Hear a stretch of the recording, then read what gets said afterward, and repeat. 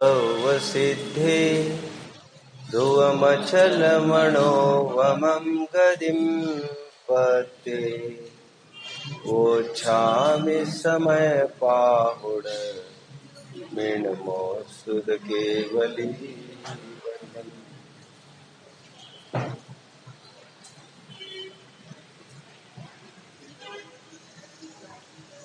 आत्मार्थियों,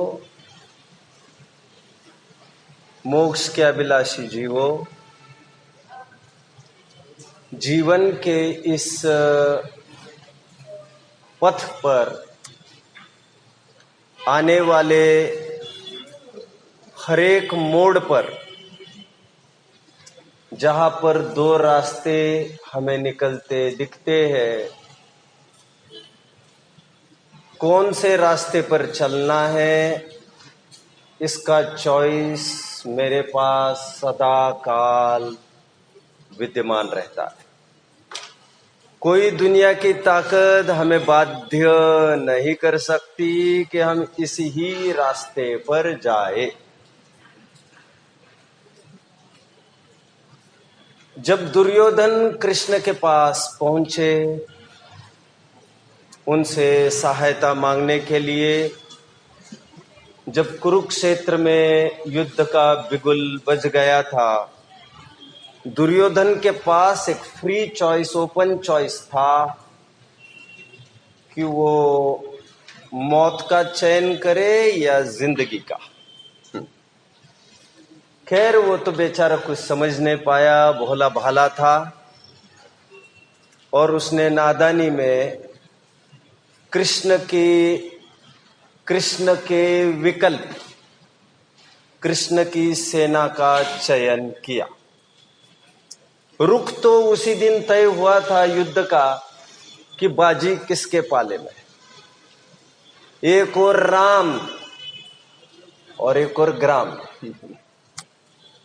यतो हो कृष्णा ततो जया, प्रसिद्ध लाइन से गीता में टकराने वाली जो ये कहती है, यतो धर्मः ततो जया।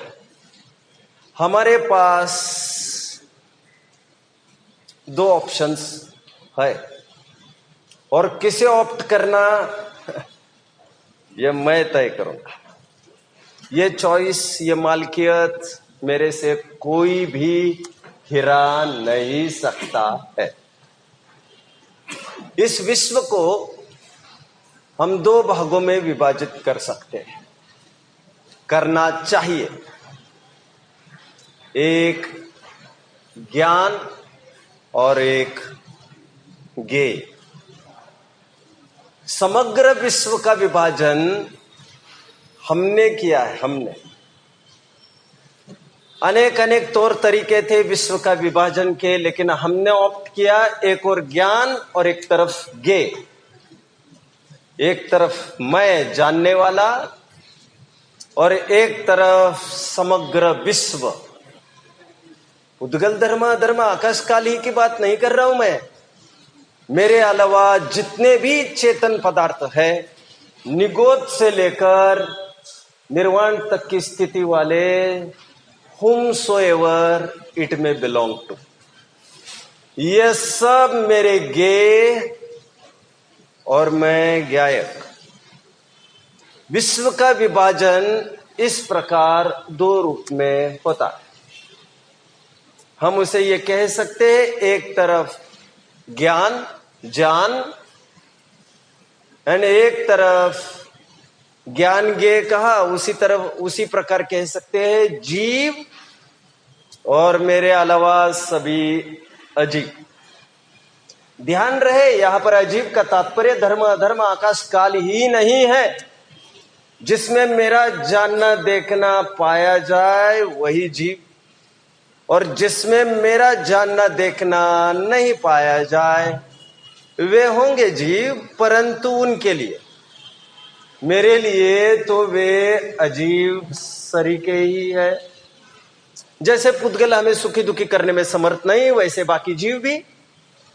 और अजीव सरीके क्या, मेरी निगाह से देखिए तो वे सब अजीव है। अजीब समग्र विश्व का विभाजन हम जीव और अजीव के रूप में इस प्रकार कर सकते हैं। एक ये बैठा नहीं, फिर से जीव और अजीव वाली व्याख्या ठीक रूप से समझ नहीं आई। आपकी अजीव की व्याख्या तो कहाँ तक पहुँच गई? सारे अजीव भी अजीव में खींच कर लेकर गए। फिर से रिपीट। नहीं, हाँ वो है ही उनके मन।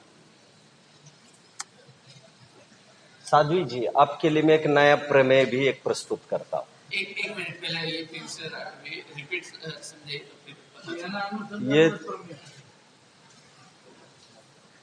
ये तो मैं बात कह ही दूंगा महाराज जी, ये तो कहूंगा ही। धवल ग्रंथ में सिद्धों को अजीव कहा। क्यों? अपेक्षाएं नाना है, आप कुछ भी बोलो, यदि अपेक्षा हो आपके पास, बशर्ते वितरागता की ओर ले जाने का लक्ष्य हो, तो आप कुछ भी बोलो, एवरीथिंग इज फेयर। लक्ष्य यदि आपका वितरागता के प्रयोजन की सिद्धि का न हो, तो आप सत्य भाषित होने पर भी जो बोले जा रहे हैं वो सब असत्य है। इसीलिए जैन शासन में किसी को अंधे को अंधा कहना भी झूठ बताया गया है। वह सत्य भी जो विपदा का कारण है उसे असत्य बोला गया है। रत्नकरण शावकाचार्य में असत्यता का स्वरूप कहते समय साफ साफ लिखते हैं, सत्यम अपि विपदे। जो सत्य भी विपदा का कारण है वह असत्यता को प्राप्त होता है, और असत्य भी यदि ठीक ठीक प्रयोजन से बोला गया हो वह सत्यता को प्राप्त होता है। अभी मुझे घूमने को फिरने को बहुत अवसर नहीं है, इसलिए मन माना अर्थ तो कदापि न लगाना। समझ में नहीं आ रहा हो तो आगे पीछे पूछ सकते हैं। अपनी मति से ही कोई भी अर्थ करने में अर्थ के अनर्थ हो जाते। वहां पर प्रश्न आया कि सिद्धों को कैसे अजीव कहते हो आप? तो वहां पर कहा, हम परिभाषा ये करते आ रहे हैं कि जिनमें इंद्रिय, बल, आयु और श्वासोच्छ्वास, आन पान, ये प्राण पाए जाते हैं उन्हें जीव कहते हैं, और इनमें तो कोई भी प्राण नहीं पाया जाता, अर्थात ये व्यवहार जीव नहीं है। That's all. क्योंकि व्यवहार की सरहद, बॉर्डर 14वें गुणस्थान के अंतिम समय तक है। I think it is clear now. यह तो मैंने आगमिक विवक्षा खोली, अर्थात सिद्ध भगवान व्यवहार प्राणों से नहीं जीते हैं और इसीलिए वे जीव नहीं है कहना, यह व्यवहार की तरफ से किया गया कथन था। परंतु जो चैतन्य प्राणों से जीता है, ऐसे निश्चय प्राण तो उनमें पाए ही जाते। अब मैं आपकी तरफ आता हूं। मैंने आगमिक विवक्षा बता दी, ये एक्स्ट्रा प्रमेय मैंने प्रस्तुत किया, इसलिए हड़बड़ाने की कोई जरूरत नहीं है। अब मैं अध्यात्म का ऊंचा हथियार उठा रहा था। अध्यात्म का क्लाइमैक्स, अध्यात्म की चरम सीमा, अध्यात्म के हाइट तो देखिए, जिसमें मेरा जानना देखना पाया जाए वही जीव, जिसमें मेरा जानना देखना पाया नहीं जाए वह मेरे लिए जीव नहीं है। मेरे लिए है। ये मैंने थोड़ी देर पहले भी मेरे लिए बोला था। जिसमें जानना देखना, जिसमें से मुझे सुख का वेदन नहीं हो सकता। अगेन, जिसमें से मुझे सुख का वेदन नहीं हो सकता, जिसमें सुखी होने के प्रयोजन की सिद्धि, मेरे सुखी होने के प्रयोजन की सिद्धि नहीं हो सकती, वो मेरे लिए तो मेरा जीव तो नहीं है। इसीलिए वो मेरी निगाह से देखिए तो बाकी पुद्गल धर्म अधर्म आकाश कालवत, वे चेतन होने पर भी उनके लिए, मेरे लिए वे भी अजीवत्व को प्राप्त है। अजीव सिंपल एग्जाम्पल जो दिया जाता है, एक शीलवान नारी के लिए इस दुनिया में जितने भी मेल जेंडर है उसमें से एक ही पुरुष है। क्या बात कर रहे हैं आप? मेरे संतान उत्पत्ति, प्रयोजन की सिद्धि इस मेले में, इस मेल जेंडरों के समूह में एक से ही हो।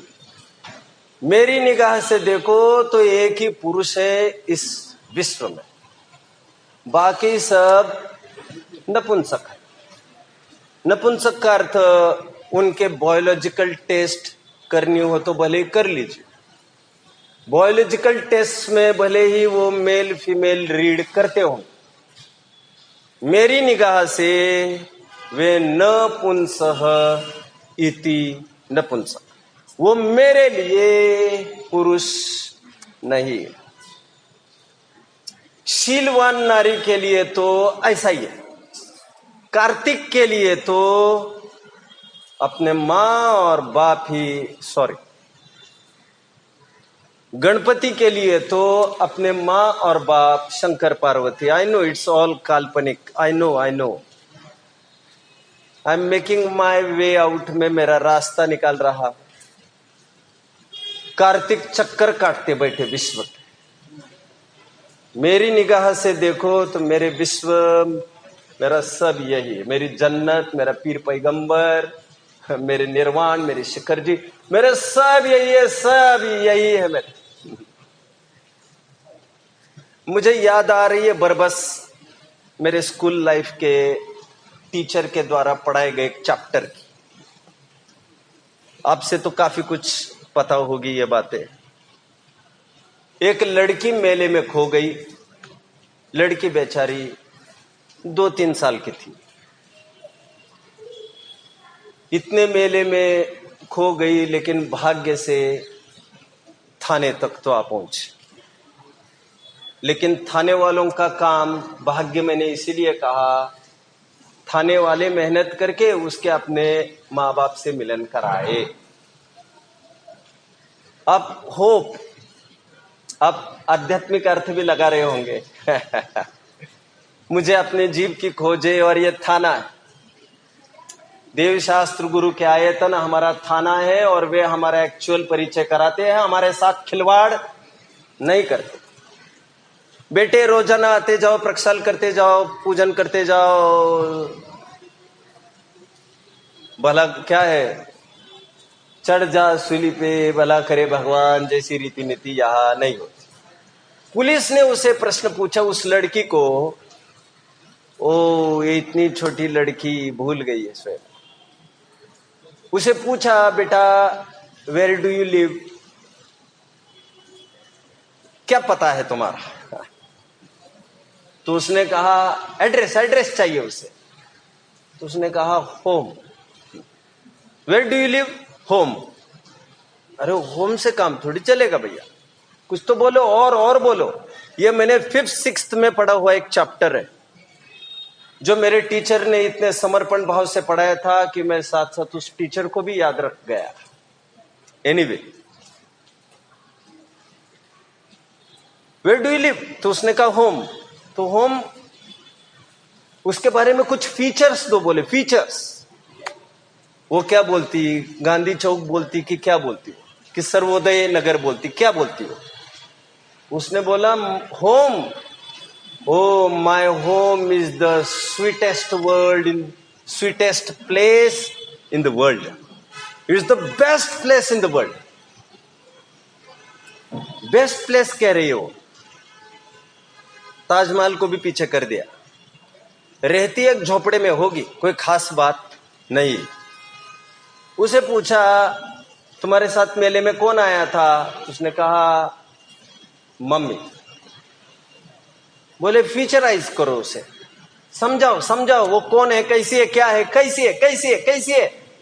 कह रहे wow my mom, she is the most beautiful lady in the world. इस विश्व की सबसे सुंदरतम महिला है वो। कोई beauty miss India, miss world के कंटेस्ट में कोई पहले आई होगी, ऐसा होगा? श्रद्धान का जोर होता है, श्रद्धान का। और श्रद्धान कुछ भी बोले, सब चलता है। प्रयोजन की सिद्धि होना चाहिए। एनीवे, मैं ज्यादा उदाहरण न कहकर केवल बात को यही कहकर समेट लेता हूं, इस विश्व को दो भागों में विभाजित करना है, एक जानने वाला और एक नहीं जानने वाला। अभी तक मैं ये कह रहा था, एक जानने वाला और एक जानने में आने वाला। आप और आप, हमारे लिए दोनों बराबर है। बहुत तुम पर विश्वास किया था, बहुत समझा था ये काम में आएगा, लेकिन तुम भी सब उन्हीं के सरीके निकले। सब एक है, सब एक है। टिंग टिंग टिंग टिंग, आप समझ रहे होंगे। सब एक है मतलब एकाच मायाचे मणि। मराठी समझते होंगे? नहीं, मराठी भी नहीं जानते। ठीक है, एक ही थैली के चट्टे पट्टे निकले आप तो। आप सब एक है, सब एक है। मुझे तो अपनों ने लूटा। सब एक है, सब एक है, सब एक है। मुझे सुखी करने के लिए कोई भी समर्थ नहीं है।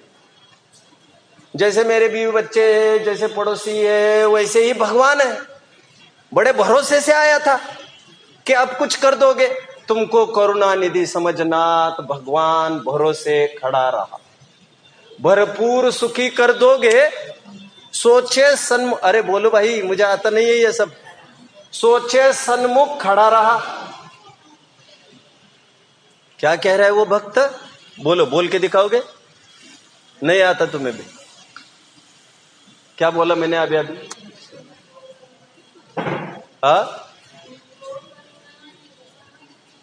तुमको करुणा निधि समझना, भगवान भरोसे पड़ा रहा। आगे, भरपूर सुखी कर दोगे, सोचे सन्मुख खड़ा रहा। इसमें टाइम खर्ची हो गया मेरा। मेरे साथ बड़ा धोखा हुआ, ये बात दूसरी है। धोखा उन्होंने नहीं दिया तुम्हें, धोखा तुमने ही लिया है। ये क्रेडिट तुम्ही को जाता है। तुमने धोखा खाया, बात पक्की है, लेकिन किसने तुम्हें धोखा दिया है, ये बात पक्की नहीं है।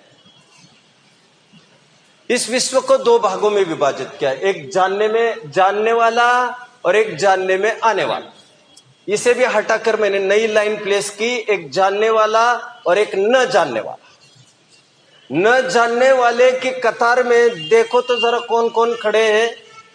उद्गल, धर्म, अधर्म, आकाश काल के साथ साथ जी, मेरे को छोड़कर मेरे बीवी बच्चे आदि आदि। मेरे मतलब लोक व्यवहार में जिसे मेरे कहा जाता है। और इसमें तो देव शास्त्र गुरु भी विद्यमान है। संपूर्ण विश्व को दो भागों में विभाजित करना है। इसकी छटाएं प्रवचन सार के ज्ञेय तत्व प्रज्ञापन में मिलेगी।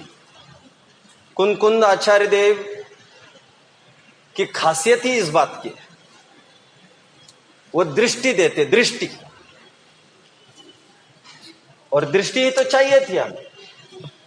सृष्टि ने भला हमारा क्या बिगाड़ा?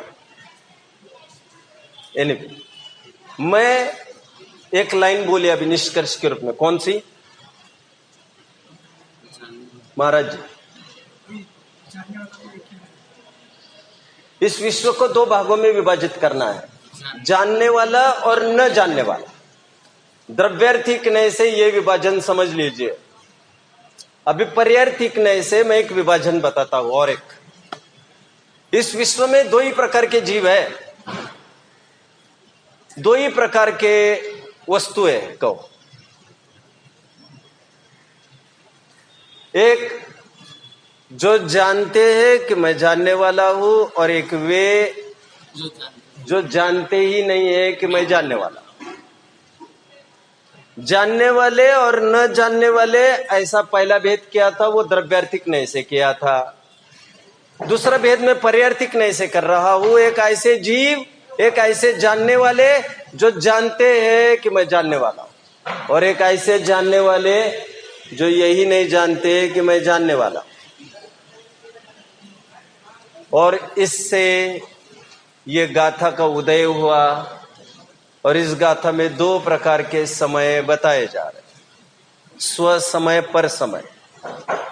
याद रहे, मैंने समय के 6 अर्थ आपको शायद पहले दूसरे सेशन में बताए थे।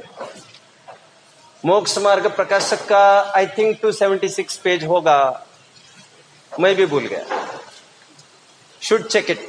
मैंने उस समय में उसको रेफरेंस भी दिया था और पढ़ के भी देखा था। समय के 6 अर्थ बताए थे, वे कौन कौन से थे जरा मुझे कोई बताएगा। और मैंने तब एक हिंट दिया था, और मैंने एक हिंट दिया था आपको कि इसकी चर्चा विशेष बाद में होगी, ये बाद में काम में आएगा। समय के 6 अर्थ किए थे, प्लीज।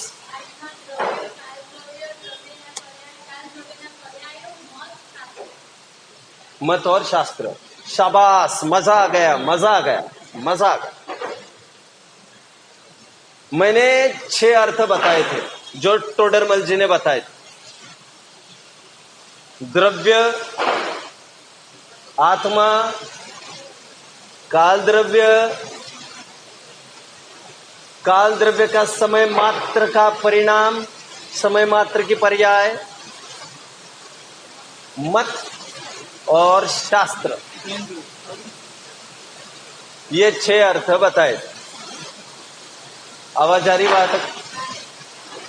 आवाज आ रही? अब मुझे लग रहा है आवाज नहीं आ रही इसके, चलो कोई बात। पर्यायर्थिक नय से